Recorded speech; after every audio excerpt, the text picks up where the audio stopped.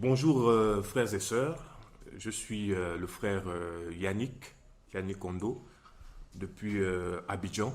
Voilà, donc nous sommes ici en Côte d'Ivoire avec les frères et sœurs, nous avançons ici par la grâce du Seigneur.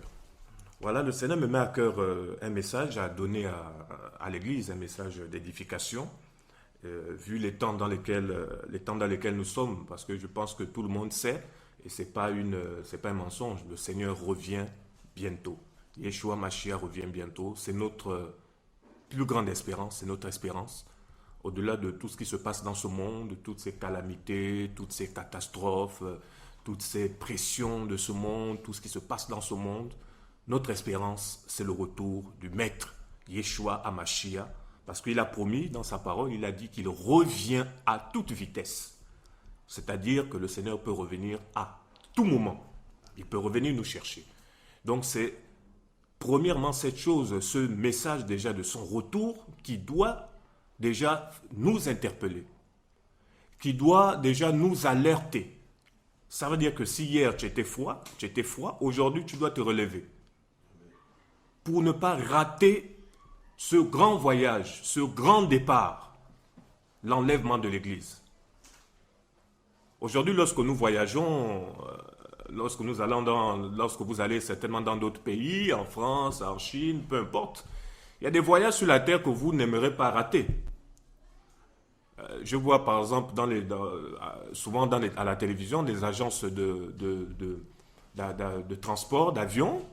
Ils organisent souvent des voyages voilà, où on vous promet des voyages à Dubaï, tout ça gratuit, le prix du billet baisse, tout ça. Donc tout le monde s'empresse parce que tout le monde aujourd'hui veut voyager, tout le monde veut découvrir le monde. Donc lorsque quelqu'un voyage, voilà, il veut tout faire pour ne pas rater le vol. Mais laissez-moi vous dire une chose, il y a voyage et voyage. Lorsque le Seigneur va revenir, le Seigneur avant de revenir, il a dit, avant de monter au ciel, il a dit qu'il va revenir.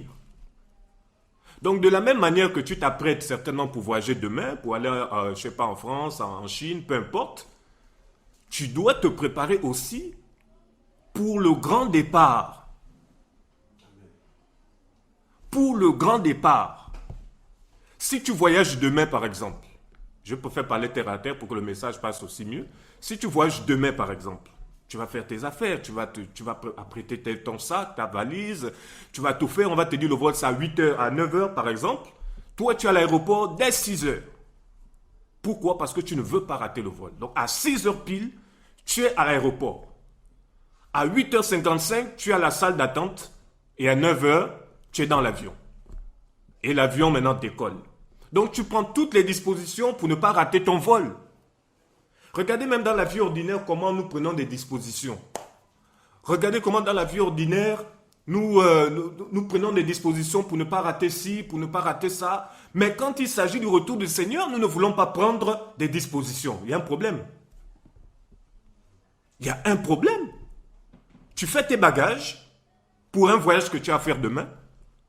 Tu voyages demain à 9h, mais un jour avant, tu es déjà prêt. La valise est déjà prête. Tout est prêt. Et le lendemain, quand ça arrive, ben, tu t'en vas. C'est la même chose avec le Seigneur. Avant son retour, est-ce que tu as fait ta valise? Je ne parle pas de la valise physique. Est-ce que tu as rangé déjà ta vie? Est-ce que tu as commencé à régler tout ce qu'il y a à régler? Quelle est ta relation avec le Seigneur aujourd'hui? Le Seigneur revient. Le Seigneur est à la porte. Il nous dit, préparez-vous. En gros, je peux même dire littéralement, préparez vos effets, vos bagages, parce que le grand voyage arrive. Réglez tout ce qu'il y a à régler. N'attends pas le jour J pour te préparer. On ne se prépare pas le jour J. Hein. Quand on voyage, ce n'est pas le jour J que tu te prépares. Tu te prépares à la veille, c'est-à-dire un jour avant, quelques jours avant. Mais le Seigneur, on ne sait pas à quel moment il va venir. Donc ça veut dire qu'à tout moment, on doit être prêt. Et le message que je voulais donner aujourd'hui, ce partage, il y a un constat que j'ai fait, en général dans l'Église, parmi les chrétiens, c'est que si aujourd'hui la vie de beaucoup de chrétiens n'évolue pas, parce que souvent notre chair ne veut pas expérimenter la croix. Notre chair, parce que nous refusons de mourir. Nous refusons d'aller sur l'autel de la croix. Voilà pourquoi aujourd'hui il y a des chrétiens, au lieu d'avoir leur vie consacrée entièrement à 100% pour le Seigneur, on dit non Seigneur, moi je te donne une partie de ma vie. Le Seigneur ne veut pas une partie de toi. Il te veut entièrement. On va prendre Lévitique chapitre 1. Je vais lire Lévitique chapitre 1 jusqu'à 10. Yahweh appela Moshe et lui parla de la terre et lui parla de la tente d'assignation en disant: parle aux enfants d'Israël et dis-leur: lorsqu'un humain parmi vous présentera à Yahweh une offrande d'une bête à 4 pattes, il fera son offrande de gros ou de menu bétail. Si son offrande pour un holocauste est de gros bétail, il présentera un mâle sans défaut. Il la présentera de son bon gré à l'entrée de la tente d'assignation devant Yahweh. Il posera sa main sur sa tête, sur la tête de l'holocauste, et il sera agréé en sa faveur pour faire la propitiation pour lui. On tuera le jeune taureau devant Yahweh, et les fils d'Aaron, les prêtres, présenteront le sang et aspergeront de sang le pourtour de l'autel qui est à l'entrée de la tente d'assignation. On dépouillera l'holocauste et on le coupera en morceaux. Les fils du prêtre Aaron mettront le feu sur l'autel et arrangeront du bois sur le feu. On va aussi prendre Lévitique chapitre 6, avant que j'essaie d'éclairer. Lévitique chapitre 6, versets 1 à 6. Lévitique chapitre 6, versets 1 à 6. Yahweh parla aussi à Moshe en disant: ordonne à Aaron et à ses fils et dis-leur: voici la Torah de l'Holocauste. L'Holocauste demeurera sur le foyer de l'autel toute la nuit jusqu'au matin, et le feu brûlera sur l'autel. Et le prêtre revêtira sa tunique de lin, mettra ses caleçons de lin sur son corps, et il enlèvera la cendre de l'Holocauste que le feu aura consumé sur l'autel. Puis il la mettra près de l'autel. Alors il ôtera ses vêtements et portera d'autres vêtements pour transporter les cendres hors du camp dans un lieu pur. Et quant au feu qui brûle sur l'autel, il continuera de brûler, on ne l'éteindra pas. Le prêtre y brûlera du bois tous les matins, il préparera l'holocauste sur le bois, et il brûlera les graisses des offrandes de paix, les graisses des offrandes de paix.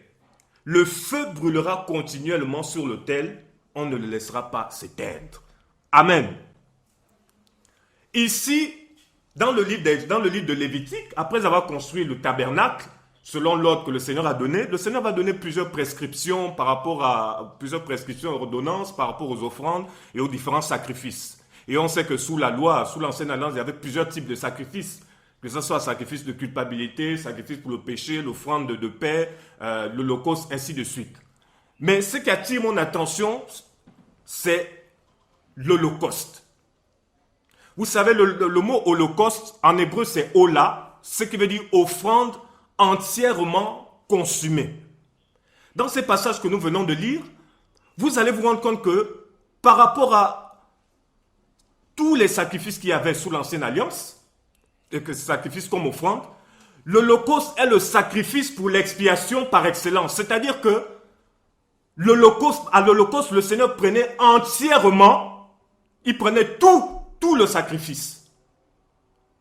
C'est-à-dire que tout était posé sur l'autel et tout était consumé entièrement par le feu. Donc le Seigneur récupérait tout. C'est différent par exemple du sacrifice, par exemple vous avez l'offrande de paix, où la Bible dit que le Seigneur prenait une partie et les prêtres prenaient aussi une autre partie. Le Seigneur, je crois, Yahweh prenait la graisse et la queue, et le prêtre prenait l'épaule et la poitrine, et le reste partait chez ceux qui avaient offert l'animal en sacrifice. Mais concernant l'Holocauste, ce qui m'interpelle, c'est que tout était consumé sur l'autel. Parce que le mot Holocauste, en hébreu, c'est Ola, c'est offrande entièrement consumée et non offrande en partie consumée, mais entièrement. Et on sait que l'Holocauste était une image, une préfiguration du sacrifice parfait du Mashiach. L'Holocauste aussi symbolise aussi notre vie offerte volontairement au Seigneur. L'Holocauste. Voilà pourquoi dans Lévitique chapitre 6, on nous parle de la Torah de l'Holocauste, on parle de la loi de l'Holocauste. Le Seigneur dit, voici la Torah de l'Holocauste. L'Holocauste demeurera sur le foyer de l'autel toute la nuit, jusqu'au matin. Et le feu brûlera sur l'autel. Donc le feu avait pour rôle de brûler l'Holocauste. Le feu, c'est aussi l'image de la gloire du Seigneur. Le feu, c'est aussi l'image de sa sainteté. Donc l'Holocauste, selon Lévitique 6, quand on parle de la Torah de l'Holocauste était entièrement consumé par le feu. Et la Bible dit, au verset 5, toujours Lévitique 6, « Et quant au feu qui brûle sur l'autel, il continuera de brûler. On ne l'éteindra pas. » Donc le feu continue de brûler. L'Holocauste est entièrement consumé. Voilà pourquoi Yeshua Mashiach, lorsqu'il alla à la croix, il a donné entièrement sa vie. Il a donné toute sa vie pour nous. Il s'est offert en sacrifice. Personne ne l'a tué, personne ne l'a assassiné, mais il a donné sa vie volontairement parce que personne ne pouvait lui ôter la vie. Personne ne pouvait lui ôter la vie. Il a donné sa vie en sacrifice. Parce que sous Lévitique 6, tous les sacrifices de l'ancienne alliance préfigurait le sacrifice parfait. Donc l'Holocauste aussi préfigurait le sacrifice parfait. Donc quand on lit le livre de Lévitique, ces sacrifices-là étaient déjà en train de nous dire d'avance le sacrifice que nous, en tant qu'Église, nous devons faire au Père.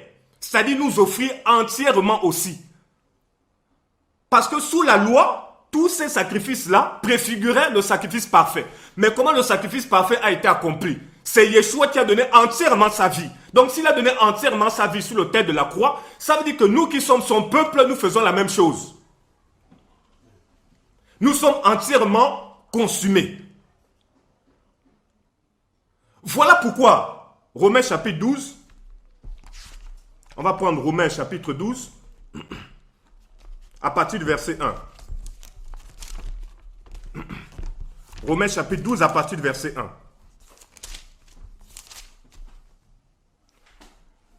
Je vous exhorte donc, frères, par les compassions d'Élohim, à offrir vos corps en sacrifice vivant, saint, agréable à Elohim. Vous voyez? On parle encore d'offrir.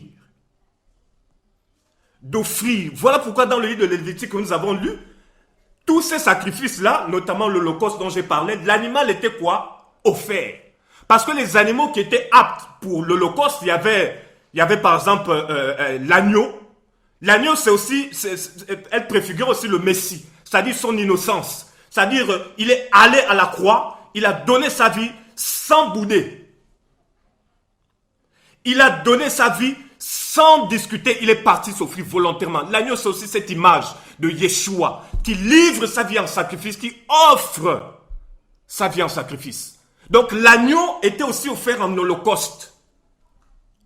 Il y avait aussi le veau qui était offert en holocauste. C'est l'image aussi de la simplicité du Mashiach, l'image de sa soumission, de son obéissance. On parle d'offrir. Voilà pourquoi Romains 12 ici dit, je vous exhorte donc, frères, par les compassions d'Élohim, à offrir vos corps en sacrifice vivant, saint, agréable à Elohim.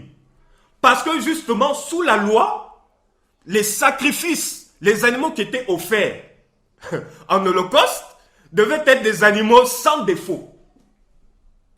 Sans défaut. Donc le Seigneur nous dit de nous offrir un sacrifice vivant, saint, agréable à Elohim, c'est votre culte raisonnable. Donc on parle ici du culte raisonnable. Offrir. Voilà pourquoi le mot holocauste veut dire offrande entièrement consumée. Nous nous donnons au Seigneur de façon entière.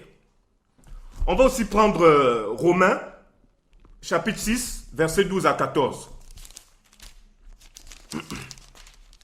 Romains, chapitre 6, versets 12 à 14. Il est dit ici, que le péché ne règne donc pas dans votre corps mortel pour lui obéir dans ses désirs. Et n'offrez pas vos membres au péché. Vous voyez, on parle toujours d'offrir. Tantôt on dit d'offrir nos cœurs, nos vies au Seigneur. Mais là encore on dit n'offrez pas vos membres. N'offrez pas vos membres au péché. pour être des instruments de l'injustice. Mais offrez-vous vous-même à Elohim. On dit offrez-vous vous-même à Elohim. Comme des morts étant devenus vivants. Et offrez vous-même à Elohim pour être des instruments de justice. Car le péché ne dominera pas sur vous. Parce que vous n'êtes plus sous la Torah, mais sous la grâce. La Bible dit le péché ne dominera pas sur vous. Ça veut dire que celui qui a donné sa vie entièrement, qui s'est offert entièrement, le péché n'a plus de pouvoir sur toi. Le péché n'a plus de pouvoir sur toi. Donc le Seigneur veut que nous soyons des sacrifices vivants. Voilà pourquoi aujourd'hui, dans l'église, beaucoup sont des chrétiens, je dirais des chrétiens façon. C'est-à-dire ils refusent d'aller sur l'autel. Parce que l'Holocauste était offert sur l'autel et la Bible dit le feu consumait entièrement l'Holocauste. Ça veut dire que lorsque nous sommes au Seigneur, le Seigneur est censé prendre toute notre vie et non une partie. On parle d'offrir. Voilà pourquoi aujourd'hui dans l'église, si aujourd'hui on voit tous ces dérapages, ces faux pasteurs ici et là, machin, qui font du désordre, parce que beaucoup ne sont pas des offrandes. Beaucoup n'ont pas donné entièrement leur vie au Seigneur. Beaucoup ont des vies déréglées. Voilà pourquoi le Seigneur dit qu'il viendra prendre une église sans tache, ni ride, ni rien de semblable. Mais une église quoi? Une église dans la gloire. Donc cette église dans la gloire là, c'est une église qui se sanctifie. Cette église dans la gloire, c'est une église qui est entière, qui s'est donnée entièrement, qui s'est offerte entièrement au Seigneur, complètement au Seigneur. Voici cette église-là que le Mashiach viendra chercher. Voilà pourquoi dans la loi de l'Holocauste, il est dit que l'Holocauste devra rester sur l'autel pour recevoir le feu, pour être entièrement consumé. Voilà pourquoi, frères et sœurs, la marche chrétienne, c'est se donner entièrement. Paul pouvait dire, si je vis, ce n'est plus moi qui vis. Mais c'est le Mashiach, Yeshua HaMashiach, qui vit en moi. Il dit, si je vis, ce n'est plus moi qui vis. Actes chapitre 20, verset 22. Actes chapitre 20, verset 22. Regardez ce que Paul dit. C'est un passage qui m'a toujours encouragé. Il dit, et maintenant, voici, étant lié par l'Esprit, je vais à Jérusalem, ne sachant pas les choses qui m'y arriveront. Seulement, de ville en ville, le Saint-Esprit atteste et me dit que les liens et les tribulations m'attendent. Mais je ne fais pour moi-même aucun cas de ma vie, comme si elle m'était précieuse, pourvu que j'achève ma course avec joie et le service que j'ai reçu du Seigneur Yeshua pour rendre témoignage à l'évangile de la grâce d'Élohim. Vous voyez, Paul dit, mais je ne fais pour moi-même aucun cas de ma vie, comme si elle m'était précieuse. Si Paulos parle ainsi, c'est parce que justement, il a offert entièrement sa vie au Seigneur. Il dit, mais je ne fais pour moi-même aucun cas de ma vie, comme si elle m'était précieuse. Il dit, sa vie n'est plus précieuse. Il n'est plus, lui, ce qui compte pour lui, c'est d'annoncer l'évangile, c'est de dire aux gens, répentez-vous, Yeshua revient. Même si on le tue, même si on le lapide, il est prêt à payer ce prix.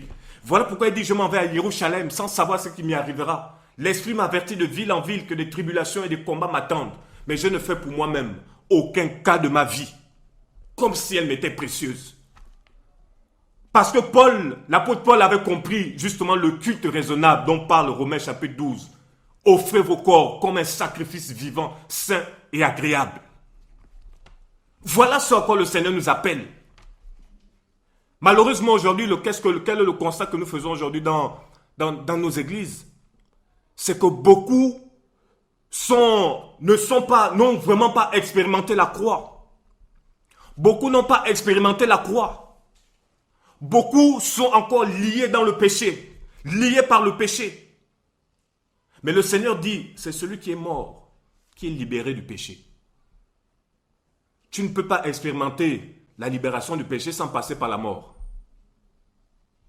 Tu ne peux pas expérimenter la libération du péché sans passer par l'autel de la croix. Parce que c'est là-bas où tu reçois le feu. C'est là où le Seigneur lui-même, par son feu, consume entièrement les œuvres de la chair. Il consume entièrement les œuvres de la chair. Frères et sœurs, voilà ce à quoi le Seigneur nous appelle. Ça fait 10 ans que tu es converti, 20 ans. Mais tu tournes en rond. Tu es toujours lié par le péché, lié. Donne ta vie entièrement, c'est-à-dire ta vie doit appartenir entièrement au Seigneur. Quand je regarde aujourd'hui dans beaucoup d'assemblées, beaucoup de ces faux prophètes, ces prédicateurs, tout ça, qui prêchent de tout et de n'importe quoi là. Mais beaucoup n'ont pas rencontré le Seigneur, beaucoup ne l'ont pas expérimenté.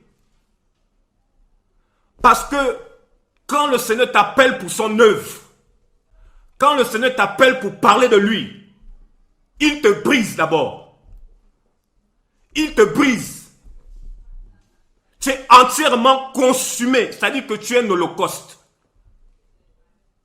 Si aujourd'hui il y a tous ces scandales dans les assemblées, beaucoup des faux prédicateurs là, c'est parce que ce ne sont pas des holocaustes. C'est-à-dire que quand ils sont sur l'autel, quand le feu veut venir, là ils fuient. Parce qu'ils ne veulent pas être consumés. Ils ne veulent pas que leur chair soit complètement brisée. Et voilà tous ces scandales. Celui que le Seigneur a appelé, le Seigneur nous a tous appelés à son œuvre, à son service. Quand il nous appelle, c'est pour que nous soyons des hommes et des femmes brisés complètement, dont la chair n'a plus de pouvoir. Quand on te présente l'argent pour prêcher l'évangile, tu dis que ton argent périsse. Quand on veut t'appeler bishop, archibishop, tu dis non, je n'ai pas besoin de titre. Je suis déjà enfant d'Élohim, ça me suffit. Quand on veut te proposer de l'argent pour prêcher, pour prier pour les malades, tu dis non. Tout est gratuit. Donc un holocauste, quand tu es un holocauste, ce n'est plus toi qui vis. Ce n'est plus toi qui parles. Ce n'est plus toi qui agis. Quand tu pries pour les malades, ce n'est plus toi. Voilà pourquoi tu ne peux pas demander de l'argent. Quand tu es un holocauste, lorsqu'on t'appelle bishop, tu dis non, je m'appelle frère tel. Pourquoi? Parce qu'un holocauste est entièrement consumé. Tout ce qui est de la chair est brisé. Voilà pourquoi le Seigneur est notre modèle, frères et sœurs. Pourquoi on complique? Le Seigneur nous a déjà montré le chemin à suivre. Il est venu sur la terre. Il est allé sur la croix. Il a donné sa vie en sacrifice. Regardez comment le Seigneur a marché, frères et sœurs. Dans l'humilité, dans la simplicité. Et c'est là où maintenant, quand on lit l'Ancienne Alliance, tous ces sacrifices, quand on voyait tous ces animaux, comment ça s'appelle? L'agneau, le veau, tous ces animaux, on voyait vraiment l'image du Messie. On voyait vraiment son image. C'était vraiment une préfiguration de ce qu'allait être le Messie. Il est venu sur la terre. La Bible dit qu'il était comme un agneau qu'on mène à la boucherie. C'est-à-dire qu'il n'a pas parlé. Il est allé.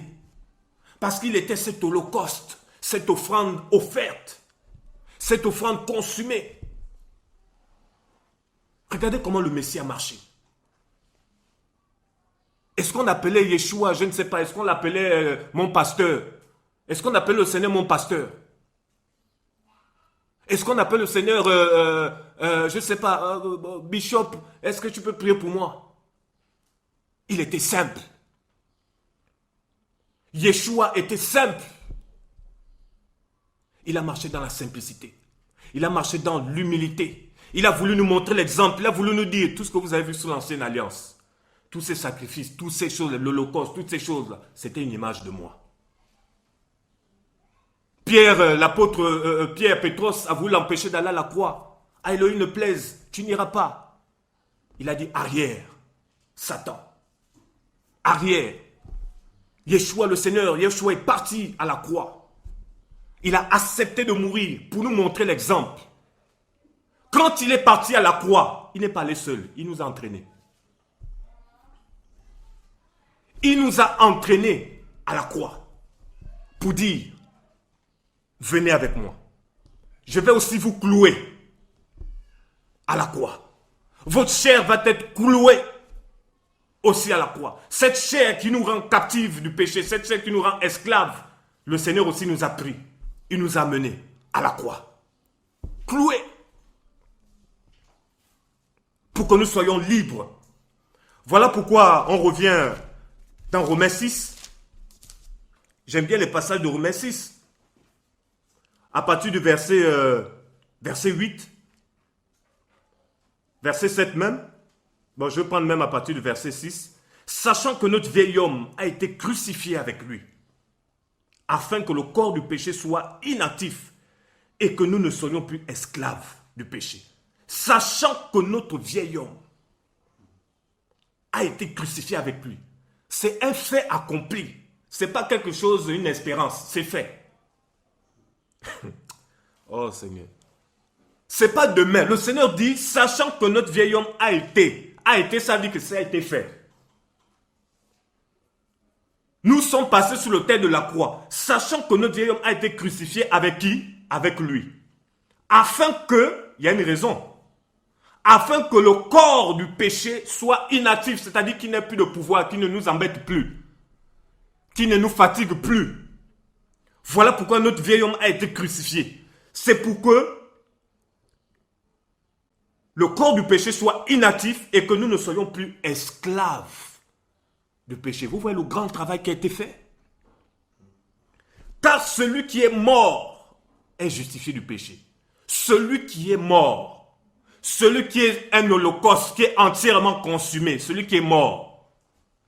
Parce que les animaux qui étaient offerts en holocauste là, c'était pas des trucs qui bougent, hein. C'était les animaux, on les égorge, ils sont morts là. Donc le Seigneur peut, voilà, il peut récupérer. Car celui qui est mort est justifié du péché. Verset 8. Or, si nous sommes morts avec Mashiach, nous croyons que nous vivrons aussi avec lui. Sachant que Mashiach ressuscité des morts ne meurt plus, la mort n'a plus de pouvoir sur lui. Car il est mort, et c'est à cause du péché qu'il est mort une fois pour toutes. Mais en vivant, il vit pour Elohim. Verset 11. De même, vous aussi, c'est-à-dire nous, considérez-vous vraiment comme mort au péché, mais vivant pour Elohim en Yeshua Mashiach. On dit considérez-vous comme mort. Donc considère aussi que tu es mort face au péché. Quand on vient te présenter de l'argent pour te corrompre, dis-toi que tu es mort à ces choses. Quand on vient te demander de l'argent pour la prière, tout ça, on te dit bon, tu veux prier pour quelqu'un, on vient te proposer de l'argent, faut te dire tout de suite que tu es mort face à tout ça. Tu es un homme marié, lorsque les femmes tournent autour de toi, c'est fini là, tu es mort. Est-ce qu'un mort réagit? Un mort ne réagit plus. Lorsqu'on veut t'élever, on veut faire de toi, je ne sais pas, une divinité, un Dieu, un Elohim, tu dis non, non, non, non, non, je suis mort. Je suis mort. Voilà pourquoi aujourd'hui, en général, beaucoup de chrétiens ne sont pas morts. Ils ne veulent pas mourir. Ils sont tellement vivants, la chair est là. Voilà pourquoi il y a l'orgueil. Tu connais quelques versets bibliques, allez, ça y est, c'est fini, tu es arrivé, tu es déjà bishop, archibishop. Ça veut dire qu'ils ne sont pas morts. Ils ne sont pas morts. Tu as fait la théologie, ça y est, c'est fini. Tu es un grand docteur de la parole, c'est fini. Mais tu n'es pas mort. Le Seigneur nous appelle à nous rabaisser, à nous humilier, à nous abaisser. La Bible dit, le plus grand parmi vous, c'est ça je crois, le plus grand parmi vous sera celui qui va être grand doit être le plus petit. Voilà, c'est ça. Doit être le plus petit. En gros, l'humilité précède la gloire. L'humilité précède la gloire. Frères et sœurs, est-ce que tu es un holocauste? Est-ce que ta vie appartient au Seigneur de façon entière? Est-ce que ta vie appartient au Seigneur de façon entière ou c'est juste une partie? Oh Seigneur, aide-nous. Seigneur, sauve-nous. Parfois, beaucoup pensent qu'ils sont arrivés alors que tu n'as même pas commencé. Le Seigneur nous appelle à des personnes humbles, des personnes simples, peu importe ton niveau de connaissance. Et même quand on parle de connaissance, quelle connaissance?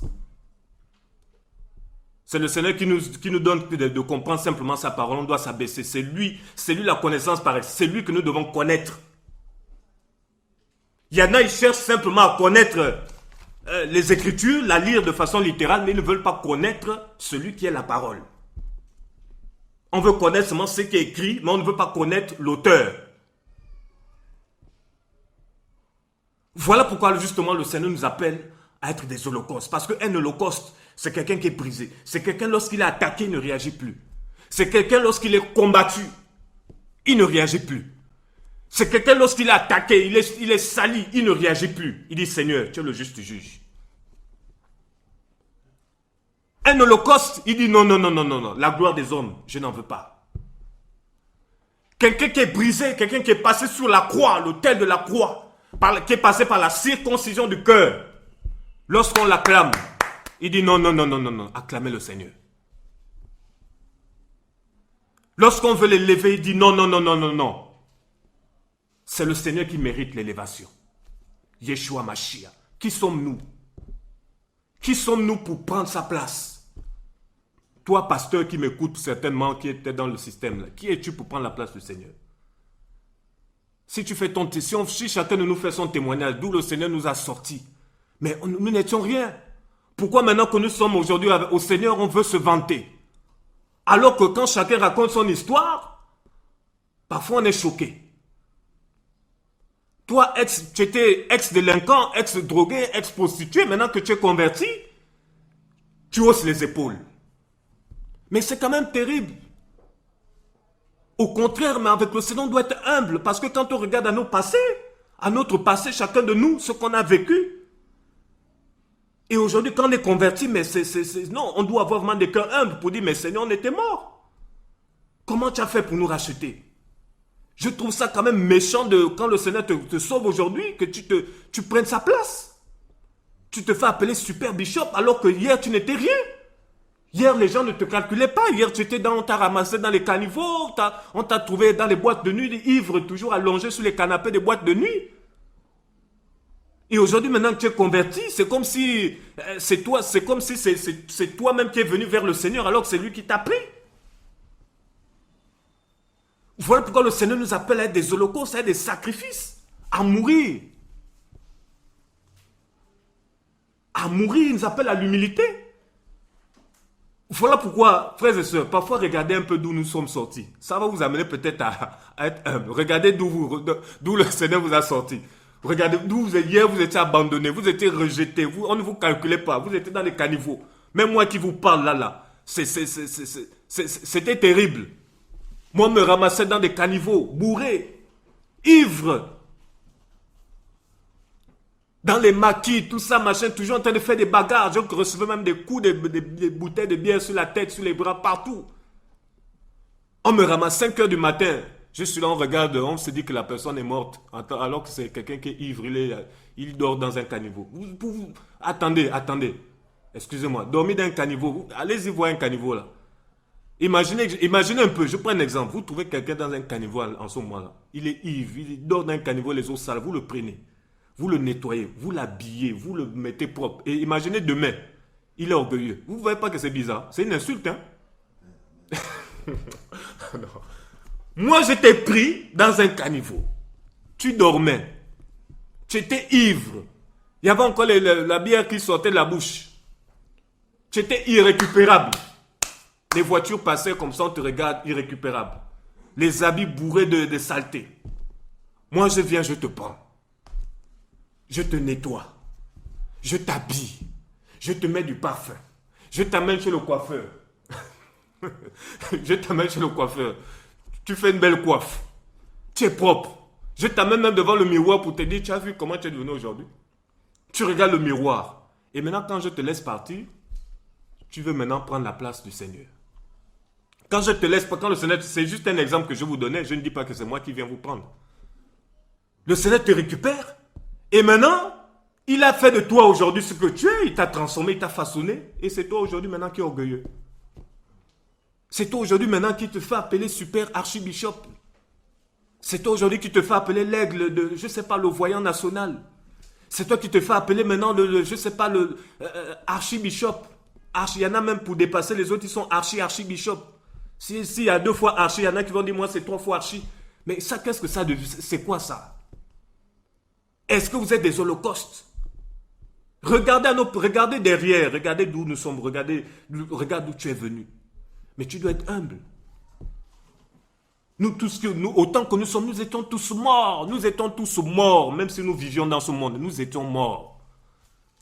C'était juste la chair qu'on voyait, mais notre esprit, nous étions morts. C'est le Seigneur qui nous a ramenés. C'est le Seigneur qui nous a rachetés. C'est le Seigneur qui nous a oints. C'est le Seigneur qui nous a équipés. C'est le Seigneur qui nous a mandatés. C'est le Seigneur qui nous a brisés. Et comme nous sommes au Seigneur, nous devons lui ressembler. Tu dois ressembler à celui qui t'a sauvé. Tu dois ressembler à celui qui t'a racheté. Tu dois ressembler à celui qui t'a récupéré. Comment est celui qui t'a récupéré? Comment est celui qui t'a sauvé? Il est humble. Il est doux. Il est compatissant. Il est amour. Celui qui nous a sauvés, nous devons porter son image. Nous devons lui ressembler. Mais toi, il t'a sauvé, tu veux ressembler à ton pasteur. Le Seigneur t'a sauvé, au lieu de lui ressembler, tu veux ressembler à ton pasteur. Tu veux ressembler à ton bishop. Tu veux prendre la place de ton bishop pour dire, bon, si le bishop meurt là, il faut que moi je remplace. Ah bon? C'est qu'il y a un problème. Si le Seigneur t'a pris, c'est pour que tu sois humble. La Bible dit, on reconnaît l'arbre à son fruit. Frères et sœurs, nous ne sommes rien. Regardez nos vies passées. Moi-même qui vous parle là, je sors de loin, d'où le Seigneur m'a sorti. Je ne peux pas aujourd'hui me vanter, prendre sa place. Faire comme si j'étais, je ne sais pas quoi. Alors que hier, je n'étais rien. Hier, les gens ne me calculaient pas. Mais aujourd'hui, le Seigneur a fait de moi aujourd'hui un homme qui le craint. Un homme qui veut aller de l'avant avec le Seigneur. On ne cherche pas des titres. On ne cherche pas à être appelé bishop. Ça, c'est pas ce qui est important. On ne se convertit pas pour dire, bon, dès que je me suis converti, demain j'ouvre mon église, allez, je me fais appeler archibishop. C'est pas ça. Quand le Seigneur nous prend, c'est pour que chaque jour nous puissions davantage lui ressembler. Voilà ce qui doit être notre objectif pour dire, Seigneur, je vais davantage te refléter. Je vais davantage te refléter, être comme tu veux que je sois. Oh là là. Le Seigneur quand le Seigneur était sur la terre, il était accessible. Les gens pouvaient le voir, parler avec lui. Mais toi aujourd'hui, tu es bishop, archibishop. Tu as un protocole, les secrétaires, tout ça, ça sort d'où? Pour te voir, il faut remplir des fiches. Il faut faire ceci. Mais tu es un orgueilleux, répands-toi. Tu es un orgueilleux. Comme j'entendais un pasteur, un faux pasteur ici à Abidjan, qui dit voilà pour que je vous reçois passer par mes secrétaires. Même pas sa secrétaire, mais ses secrétaires. Et les gens viennent, ils font la queue. File d'attente. Mais Seigneur, ce pasteur-là, c'est un bandit.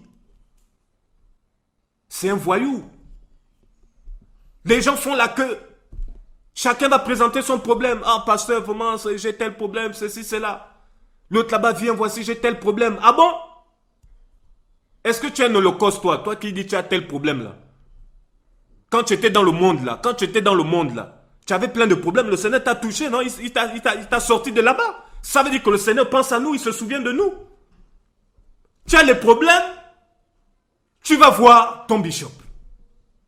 Mais c'est normal que tes problèmes perdus. Parce que le bishop va faire quoi? Le seul qui résout nos problèmes là, c'est le Mashiach. Il est en haut, il faut lever les yeux. Mais tu auras toujours des problèmes. Ils font la queue parce que ces prédicateurs, ici en Côte d'Ivoire, là, je vous dis la vérité, nous sommes ici sur place. Ici, c'est tellement rempli de bandits spirituels. Des bandits, des prédicateurs, qui ne sont pas des holocaustes, mais qui veulent vous dépouiller. Qui veulent vous prendre l'argent et qui veulent, voilà. Il y en a, ils sont là, ils ont plein de maisons à Dubaï, des châteaux, des grands trucs là, machin. C'est pas votre argent, ils vous volent l'argent là pour faire ça. Pour la prière, ils vont vous demander, il faut donner une offrande. Parce que l'offrande que tu as donnée, ben il construit, je sais pas, son gratte-ciel quelque part à Dubaï. Pendant ce temps, toi, tu es en train de sa galère. À partir d'aujourd'hui, ton argent, il faut garder ça pour toi. Va nourrir les pauvres, les veuves, les orphelins. Arrête d'aller donner ça aux faux prédicateurs. qui refuse la croix. Voilà pourquoi j'ai parlé, le Seigneur m'a mis à cœur de parler d'être un holocauste, c'est-à-dire de s'offrir entièrement. Donc beaucoup de ces prédicateurs-là ne se sont pas offerts entièrement au Seigneur. Ils ne sont pas à lui. Ils ne sont pas à lui. Voilà pourquoi en ces temps de la fin, frères et sœurs, que chacun prenne ses dispositions. Nous sommes déjà dans les temps où nous devons savoir ce que nous voulons. Chacun doit savoir maintenant ce qu'il veut. Le Seigneur est en train de faire un tri en ce moment. Il y a un nettoyage que le Seigneur est en train de faire là. Il est en train de nettoyer. Nous sommes dans ce temps où nous devons maintenant nous examiner. Et toi, pasteur,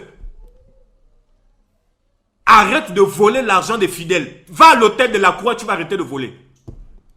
Il n'y a que la croix qui peut te délivrer de la délivrance, qui peut te délivrer du vol. Quand tu passes sur l'autel de la croix, tu es complètement brisé. Tu vas aller rembourser l'argent. Toi, Bishop, toi, archibishop, abandonne d'abord le titre de Bishop. Pour abandonner le titre de Bishop, il y a une solution. Va sur la croix, va sur l'autel de la croix. C'est là-bas où tu vas jeter tout ça. Parce qu'à la croix, l'on meurt. Si tu n'arrives pas à jeter ton titre, ben c'est que tu es vivant, tu ne peux pas mourir. Parce que quand on est mort là, le Seigneur nous dépouille. Oh Seigneur. Quand on est mort là, la couronne que tu as là, de Bishop là, il t'enlève ça. C'est-à-dire tu es mort, mais il te dépouille de tous tes titres.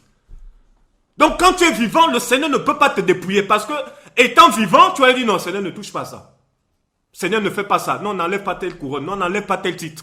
Voilà pourquoi le Seigneur veut travailler avec ceux qui meurent, ceux qui sont morts. Parce que quand tu es mort là, le Seigneur te dépouille. Parce qu'il sait que bon, il est mort, il ne peut plus réagir. Bon, Bishop, archibishop, j'enlève ça. Prophétesse des nations super internationales, j'enlève ça. Monseigneur quoi, j'enlève ça. Il enlève tout. Et tu te retrouves dépouillé.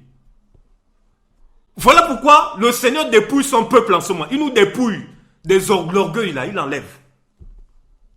Il nous dépouille, il nous arrache, il nous enlève tout ça. Mais aujourd'hui, beaucoup refusent le dépouillement. En Côte d'Ivoire, beaucoup de prédicateurs, je profite de cette plateforme pour appeler à la repentance tous ces prédicateurs-là. C'est vrai qu'il y en a, c'est même plus la peine. Mais pour ceux dont c'est encore possible, réveillez-vous. Pour ceux dont c'est encore possible, là, vous êtes en Côte d'Ivoire, vous m'écoutez, prédicateur, il faut te repentir. Il faut te repentir. Si le Seigneur ne t'a pas appelé à faire ce que tu es en train de faire là, il faut abandonner. Il y en a, c'est plus la peine, on n'a plus besoin de prier pour eux. Ceux-là, ils ont choisi leur camp. Mais nous, on s'adresse à ceux où c'est encore possible. À ceux où c'est encore possible. Allez à la croix. C'est là-bas le rendez-vous. Allez à la croix. C'est là-bas le dépouillement. C'est là-bas où le Seigneur nous dépouille complètement. Vous savez, un petit témoignage rapidement. Je me rappelle, j'étais allé une fois avec des frères dans une assemblée à Port-Boué, ici à Abidjan. On nous avait invités pour partager la parole. Une assemblée un peu dans le système. Ils nous ont invités pour partager la parole parce qu'ils ont voulu connaître un peu voilà, le retour à la parole. Et quand on arrive, ils nous proposent carrément une enveloppe. J'étais choqué. J'ai dit, Seigneur, c'est comme ça ici? Un pasteur, il vient, il nous propose une enveloppe. Voilà, bon, on a un cachet pour vous. On a dit à ce pasteur, mais c'est grave, hein? Il me dit, mais quand on invite les gens ici, c'est comme ça, hein? Il y a beaucoup de prédicateurs qui ne viennent pas chez nous parce que, bon, le montant qu'on leur propose, ce n'est pas suffisant. Donc, on vous a préparé un cachet.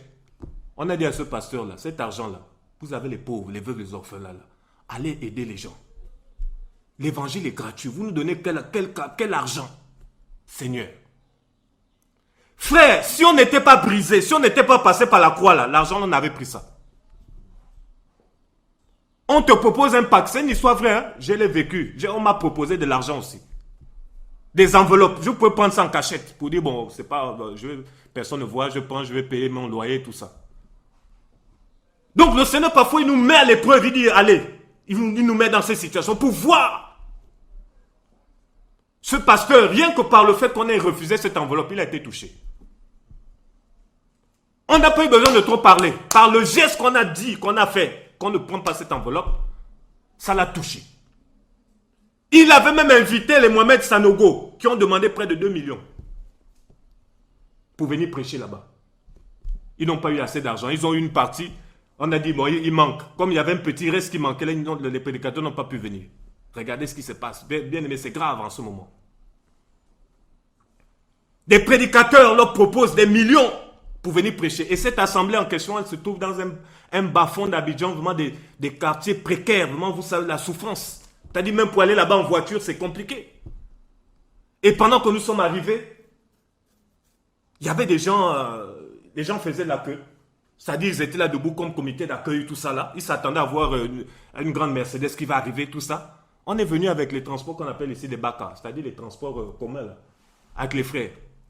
On est descendu simplement. Ils étaient choqués. Rien que par ça, le message est passé. Rien que par ça. On est venu simple, dans le transport en commun comme tout le monde. Voilà que dans cette assemblée en question, ils ont mis les trônes devant, les chaises populaires que vous voyez rouges là, les grands trônes, tout ça là, c'était devant. Ils ont dit, voilà, vos places sont devant. On a dit, mais non, non, non, on s'assoit avec tout le monde. Ils ont été encore touchés. Bien-aimés. Oh, oh, Seigneur. Ils nous ont dit, non, allez devant. Non, non, non, on s'assoit avec tout le monde. Quand les autres pasteurs sont arrivés pendant ce programme-là, fallait voir, beaucoup sont arrivés en costume, cravate, en veste, ils sont allés s'asseoir devant. Tous devant là, sur les trônes là. Nous, on était dans la foule. On est passé, on a apporté la parole. Mes frères et sœurs, le lendemain, toutes les chaises qui étaient sur l'estrade, les trônes là, ils ont débarrassé ça. Ils ont tout débarrassé parce que le Seigneur, par sa parole, il est venu briser le système. Il est venu leur dire que lorsque vous m'appartenez, vous devez vous abaisser. C'est moi qui dois prendre la première place. Et le Seigneur s'est glorifié. Voilà comment ce pasteur aujourd'hui s'est levé. On l'appelait quelques jours plus tard, il allait dans les villages ici là pour prêcher la parole. Parce que pendant près de 10 ans, il est resté enfermé dans son église locale. Enfermé. Il n'était pas brisé. Et aujourd'hui, il bouge ici et là. Il a compris que être un holocauste, être entièrement au Seigneur, c'est se soumettre à lui. C'est de dire, Seigneur, c'est toi qui dois prendre la première place. C'est toi qui dois prendre la première place. Voilà pourquoi, frères et sœurs, tous ces témoignages, c'était pour vous dire que nous devons être à l'image du Messie, à l'image du Mashiach. Il était simple. Il nous a montré l'exemple. Yeshua ne portait pas de soutane. Parce que lorsque tu es brisé, la soutane, là, il te l'enlève. Il te l'enlève entièrement. Tu deviens un homme simple. Voilà pourquoi l'évangile que nous annonçons, c'est l'évangile de la simplicité en Mashiach. C'est l'évangile de la croix. C'est l'évangile qui nous pousse à avoir des cœurs transformés. À être des holocaustes, des sacrifices entièrement consumés par le Seigneur. Le Seigneur revient bientôt. Est-ce que tu es prêt pour son retour? Le Seigneur t'appelle, nous appelle à la repentance. Le Seigneur nous appelle à nous examiner maintenant avant son retour. Il nous appelle à nous examiner. Regarde ton cœur. Regarde tout ce qui n'est pas de lui dans ta vie. Rejette. Fais la paix avec ceux avec qui tu es en souci. Règle tout ce qui est à régler. Le Seigneur à la porte. Voilà pourquoi le Seigneur dans toutes les nations, que ce soit ici en Côte d'Ivoire, le Seigneur a suscité, il suscite un peuple. Parce que, au-delà de tout ce désordre qui se passe aujourd'hui dans l'église en général, mais il y a un reste. Le Seigneur a un reste ici en Côte d'Ivoire. Malgré tout ce que vous entendez sur la Côte d'Ivoire, les faux prédicateurs, les faux pasteurs, le désordre, toutes ces choses. En Côte d'Ivoire, il y a aussi une armée des hommes intègres. En Côte d'Ivoire, il y a aussi une jeunesse de feu. En Côte d'Ivoire, il y a aussi une armée qui se lève pour Yeshua HaMashiach. Il y a une armée qui bouge, qui va ici et là, dans les lieux les plus reculés de la Côte d'Ivoire. Les villages, partout pour allumer le feu de l'évangile. Ils sont nombreux ici en Côte d'Ivoire. Et voilà pourquoi nous le croyons, que beaucoup ici en Côte d'Ivoire vont être touchés par l'évangile véritable. Nous le croyons. Parce que le Seigneur nous appelle à sonner l'alarme, à tirer la sonnette d'alarme, à sonner le chauffard pour dire Yeshua HaMashiach revient bientôt. Il est à la porte. Voici le message que nous disons, que nous donnons. Il revient. Dépouillons-nous des œuvres de la chair. Dépouillons-nous entièrement des œuvres de la chair et attachons-nous au Seigneur lui-même. Marchons dans l'intégrité, dans la droiture. Soyons des hommes simples. Soyons des hommes humbles. Au milieu de tout ce désordre, aujourd'hui c'est la confusion. La confusion partout. Au point où même les païens ne veulent même plus se convertir. Tellement du désordre. Allez sur Internet aujourd'hui, sur Facebook, regardez tous ces prédicateurs. Chacun se vend. Chacun essaie d'avoir la plus belle photo, Photoshop. Chacun essaie d'avoir le plus grand nombre d'abonnés.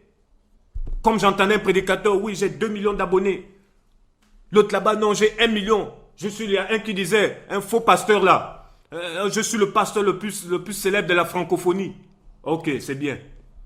Mais le Seigneur ne te connaît pas.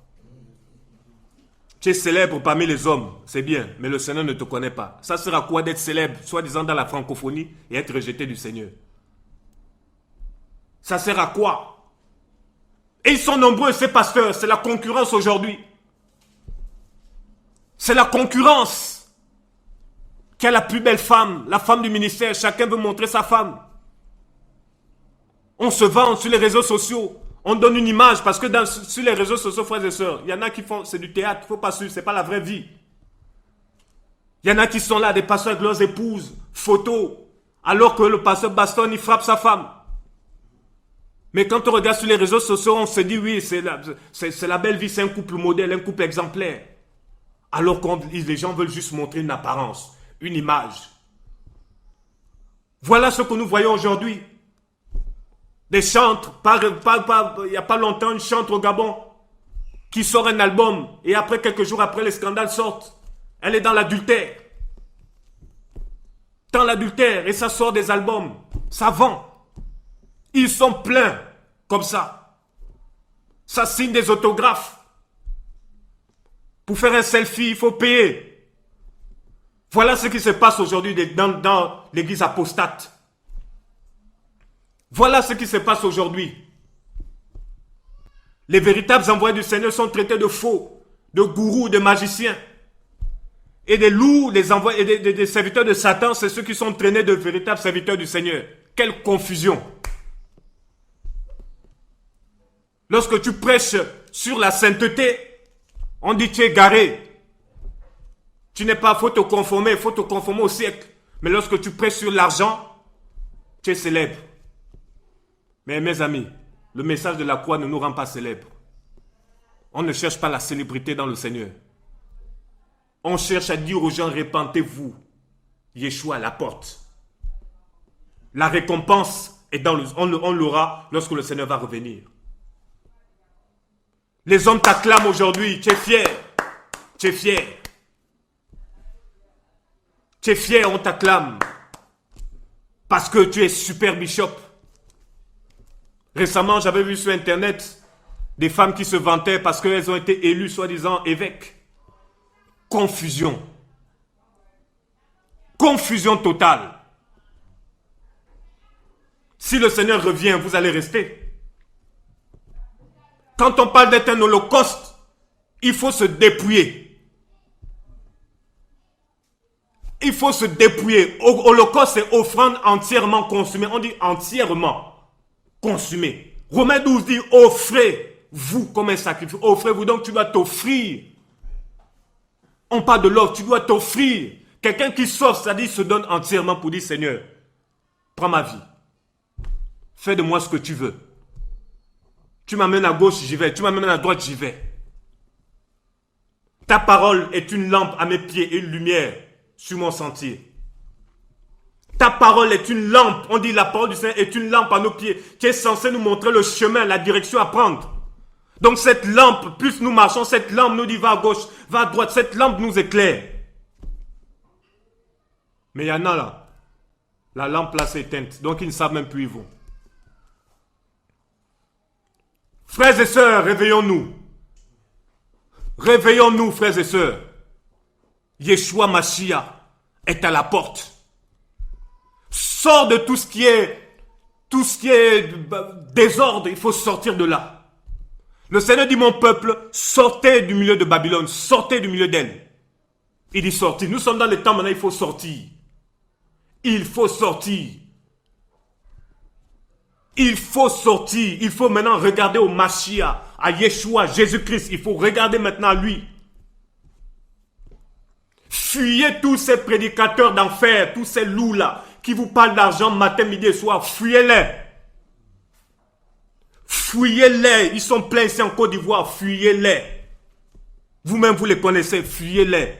Ils vous parlent d'argent tous les jours. Comment percer financièrement. Comment machin ceci. Comment voir vous ne parlez que d'argent, matin, soir d'argent. Mais comment vous allez convertir les Bill Gates, les Jeff Bezos, les hommes les riches les plus du monde? Si vous parlez que d'argent, ils vont dire, bon, nous on a déjà l'argent, bon, c'est bon. On n'a pas besoin de se convertir. À force de parler d'argent, ça veut dire que vous rejetez les hommes riches de ce monde. Puisqu'ils vont dire, bon, ça ne sert à rien de venir au Seigneur. Hein, j'ai déjà mon argent, bon, ça ne sert à rien. Parlez de ceux qu'ils n'ont pas.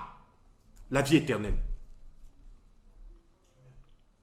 Voilà le message qu'on a besoin, que le monde a besoin d'entendre. Yeshua HaMashiach est venu pour nous sauver, pour nous donner la vie éternelle. Les hommes riches, tout ce monde-là, ils ont l'argent, ils ont les biens, mais il y a quelque chose d'important qu'ils n'ont pas, qu'il faut leur dire, c'est la vie éternelle. Donc quand on vous parle d'argent, matin, midi et soir, comment avoir de l'argent, comment percer financièrement, comment faire ceci, comment faire cela, mais c'est incroyable. Il y a un prédicateur qui faisait un enseignement, il disait, je vais vous apprendre à avoir l'argent sans vous déplacer. C'est quoi ça? Je vais vous apprendre à avoir l'argent sans vous déplacer. C'est ça l'évangile voyou. C'est ça l'évangile. Et les gens sont là connectés, ils suivent comment avoir de l'argent sans se déplacer. Mais c'est un escroc. Il ne travaille pas, mais il va avoir l'argent sans se déplacer. Parce que justement, les gens viennent chez lui pour lui donner l'argent, il ne se déplace pas. Voyou. C'est du banditisme. Excusez-moi, mais c'est du banditisme. Il faut que l'ordre vienne. Parfois, on est obligé d'être dur parce que on est fatigué de tous ces désordres, de tous ces bandits, de tous ces voyous. À cause d'eux, le message de l'évangile, voilà, les païens ne veulent plus. Voilà pourquoi parfois le Seigneur maintenant va nous donner maintenant le fouet pour chasser tous les vendeurs d'illusions. Le Seigneur va commencer à les fouetter un à un. Un à un. Avant son retour, le Seigneur sort sa chicotte pour commencer à fouetter tous ces bandits-là. Pour libérer son peuple. Nous sommes arrivés dans ce temps-là. Comment avoir de l'argent sans se déplacer? C'est ça qui sauve. Paul a prêché ça. Paul a prêché aux gens comment avoir de l'argent sans se déplacer. C'est ça l'évangile. Donc les gens vont écouter ce genre de message. Et voilà quoi, c'est ça qui va leur donner la vie éternelle. C'est ça qui va leur donner la vie éternelle, c'est ça. Mais ça, c'est les tuer. Comment avoir de l'argent sans se déplacer? Et les hommes riches de ce monde-là qui ont besoin d'entendre l'évangile véritable, mais vous les chassez là avec vos messages sur l'argent parce qu'ils vont dire ils ont tout. Oh, faut donner la dîme, tu seras béni financièrement. Donc les hommes riches n'ont plus besoin de leur dîme, ils sont déjà bénis financièrement. Est-ce qu'on se rend compte un peu de là où qu'on est en train d'amener beaucoup, même les âmes en enfer? Le Seigneur est mort à la croix pour que toi tu aies l'argent sans te déplacer. Il est mort à la croix pour ça. Jean-Baptiste a dit, voici l'agneau d'Élohim qui ôte le péché du monde. Il est venu pour ôter nos péchés, pour nous donner la vie éternelle, point. Il n'est pas venu là pour te donner l'argent sans te déplacer. Si tu vas avoir de l'argent, va chercher le travail. Va déposer tes CV, tu travailles, puis tu es payé. L'ouvrier mérite son salaire, tu es payé, voilà, c'est tout. Fuyez ces prédicateurs là, ils sont pleins en Côte d'Ivoire là. Ils sont pleins. Ces prédicateurs qui disent aux gens, vous aurez l'argent, vous aurez ceci. Ils sont pleins. Il y a un prédicateur là qu'on appelle, ce faux prédicateur qu'on appelle Raoul Wafo. Il avait un couple lui avait offert une voiture de 200 millions. Et en pleine rue, il se vantait de cette voiture. Regardez comment les gens sont venus entourer sa voiture. Il était là, il est sorti, il dit, ah, c'est la grâce du Seigneur, c'est la grâce de Dieu, c'est ce qu'il disait. Regardez la voiture, 200 millions, un couple a offert à ce pasteur, 200 millions. C'est des choses vraies, ce n'est pas des histoires. 200 millions. Et il s'est vanté de cela partout, sur les réseaux sociaux, partout. Vous voyez ces bandits-là, il faut les fuir. L'église temple de la foi, les WAF. Il faut fuir ces bandits. L'église temple de la foi, là, c'est un repère des voleurs, des sorciers. Il faut sortir. Les vases d'honneur, il faut sortir. Les Kamimakoso, tout ça, c'est des bandits, il faut les fuir. C'est lui qui enseigne que Dieu va vous apprendre à avoir l'argent sans se déplacer. Fuyez-les. Fuyez-les. Ils veulent vous amener en enfer. Ils veulent vous prêcher les choses de la terre. Wafo qui parle de ces voitures de 200 millions là, c'est un tas de ferraille. Qui va se gâter. Et il a pris cette offrande, soi-disant, 200 millions. Dadi Shekina. Voici encore un autre agent de Satan. Fuyez-les. Quand il va faire ce programme, regardez tout le cortège de voitures qui le suivent. Regardez même ça. Regardez ces véhicules. Regardez ces véhicules. Allez voir quand il va faire une croisade quelque part. Regardez tout le cortège de voitures qui le suivent. Regardez tout ça.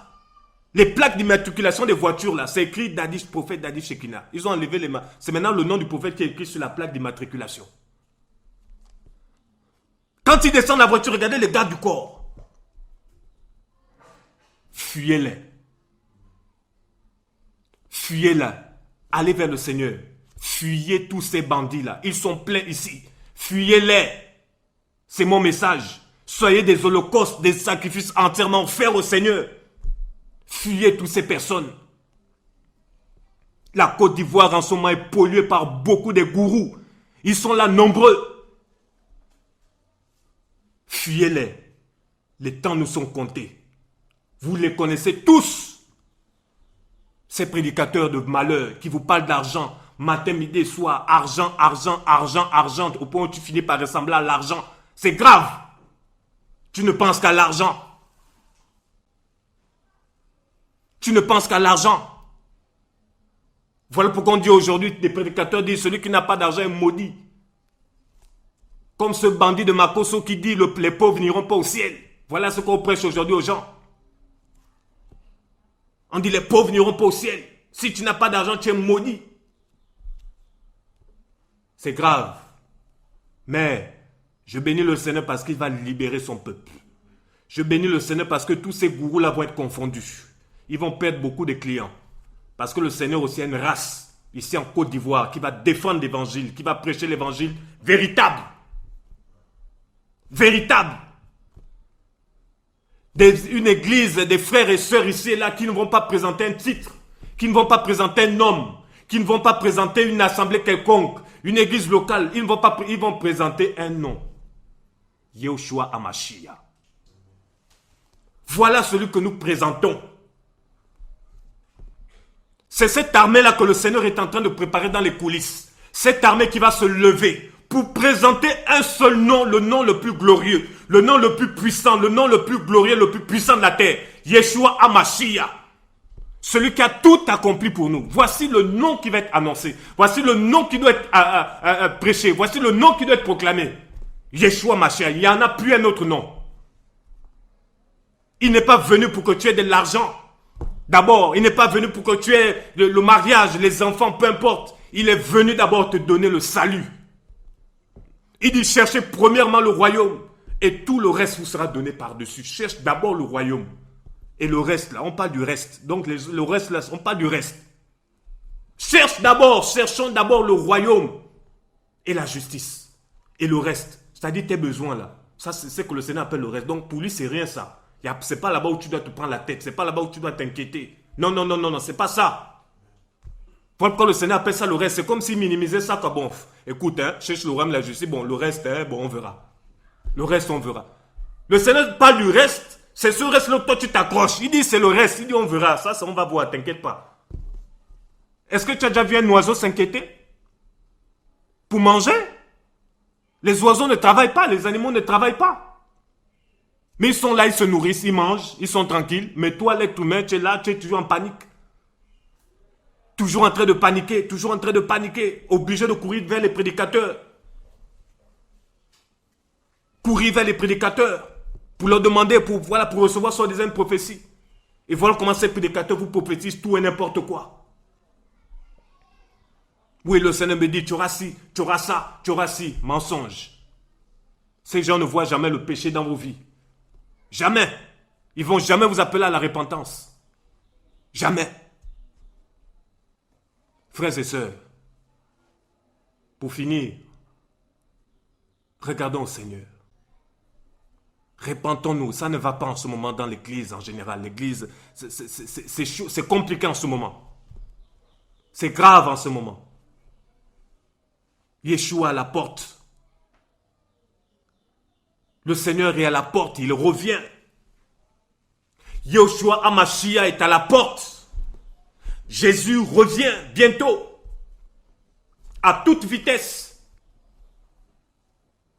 Repentons-nous, frères et sœurs. Regardez aujourd'hui ces chantres, ces pasteurs, un faux pasteur aussi, qui en plein concert, ils jettent l'argent sur les gens. Vos pasteurs ici en Côte d'Ivoire, là, vous les reconnaissez? Ils jettent l'argent sur les gens, ils jettent. Il veut montrer qu'il a l'argent, il vient avec une grosse mallette, un gros sac, rempli de billets de banque, ils jettent. Même les païens ont critiqué ça, c'est terrible. Même les païens étaient choqués. Les païens ont dit, les non-croyants, ils ont dit, mais vraiment, vous, dans vos églises, là, vous faites aussi comme nous, dans le monde, là. Quelqu'un chante, on vient, on jette l'argent sur lui. Les païens étaient choqués. Regardez, même les païens sont choqués. Seigneur, on vient glorifier Maman. Voilà ce qui se passe aujourd'hui. Ah, Seigneur, aide-nous. Est-ce que tu seras enlevé?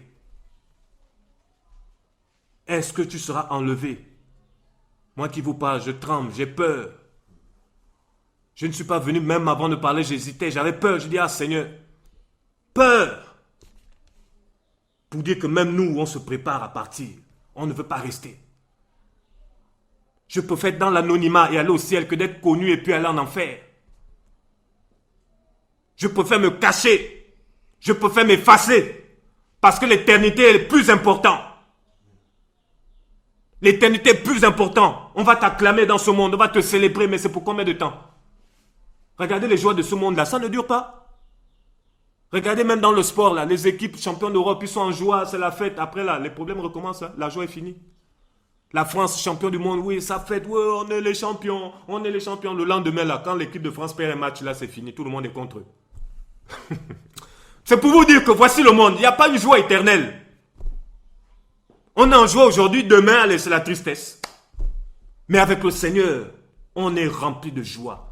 Tous les jours, malgré les problèmes, on est souriant. Malgré les attaques, on bénit le Seigneur. La joie du Seigneur est notre force. La Bible dit, soyez toujours joyeux. Parce que le Seigneur est notre force. La joie que nous avons là, c'est à cause de notre espérance. On sait où on va.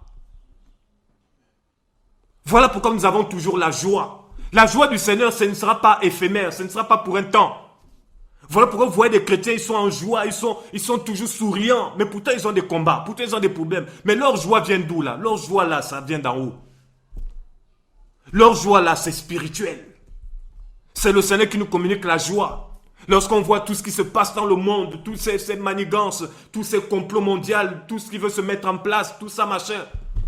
On regarde seulement au chrono, vous dit, ah Seigneur, bientôt, tu reviens. Donc tout ce qui se passe dans ce monde-là, ce n'est pas pour nous faire peur. N'ayons pas peur. Au contraire, préparons-nous pour dire, oh Seigneur, en fait, bientôt on va partir là, parce que trop c'est trop. On nous impose des choses, on dit, il faut faire ci, il faut faire ça, il faut faire ci, il faut faire ça. On ne doit plus savoir la joie. Voilà pourquoi le Seigneur dit même quand il y a des bruits de guerre, des calamités, toutes ces choses, il dit que votre cœur ne soit pas troublé. Donc même pendant la guerre, le Seigneur te dit ne sois pas troublé. Pendant les attaques, les combats, tout ce qui se passe dans ce monde, les pressions, tout ça, le Seigneur dit ne soyez pas troublés. Le chrétien, il est en paix en toutes circonstances. Je dis bien en toutes circonstances, pendant que le monde est agité. Le monde fait des marches, des protestations. Le chrétien est là, il regarde le chrono pour dire Seigneur, bientôt, je vais partir. Les chrétiens des temps de la fin, les véritables, ils ont toujours le regard fixé sur le chrono, sur la montre, pour dire, ah Seigneur, bientôt, minuit arrive. Bientôt. Donc tout ce qui se passe dans ce monde, frères et sœurs, doit nous réconforter. On doit se rendre compte que, ah Seigneur, ta parole s'accomplit. Ça veut dire que tu es proche, tu reviens. Préparons-nous, frères et sœurs. Ayons toujours la joie du Seigneur. Voilà pourquoi l'apôtre Paul pouvait dire aux chrétiens, ne soyez pas, ne vous affligez pas, comme les gens qui sont sans espérance. Parce qu'à l'époque, dans le livre de Thessaloniciens, lorsque les gens mouraient, les gens pleuraient, ça pleurait parce qu'ils ne savaient pas ce qui se passait après. Le Seigneur dit non, ne vous agitez pas. Car ceux qui sont morts, ils vont revenir.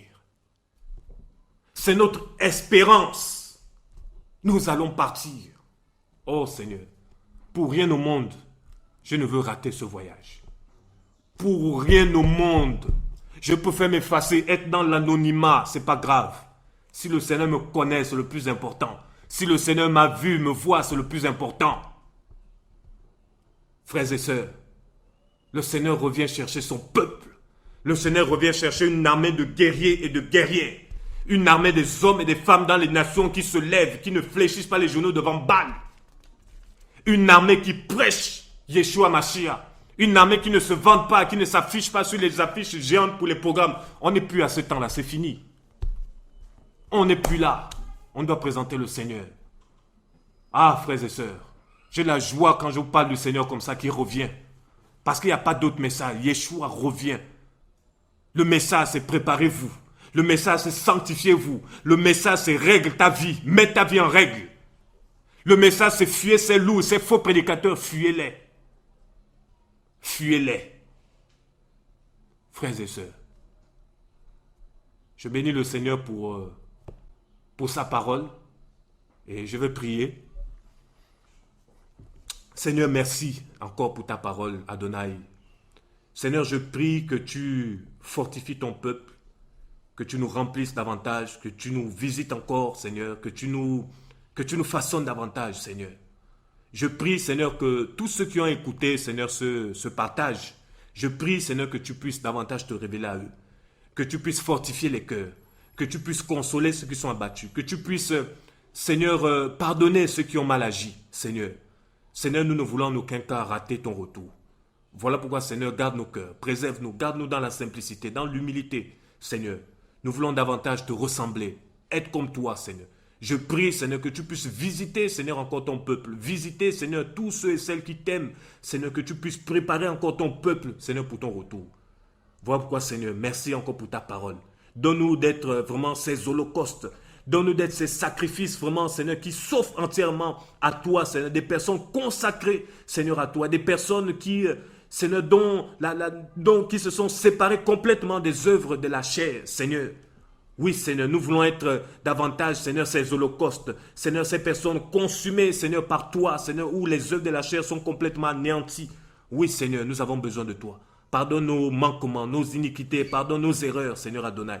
Aide-nous, restaure ton peuple éternel. Libère tous ceux qui sont, tous ces chrétiens qui sont sous l'emprise, Seigneur, de tous ces gourous éternels des armées. Libère, Seigneur, ces personnes, Seigneur, qui veulent sincèrement te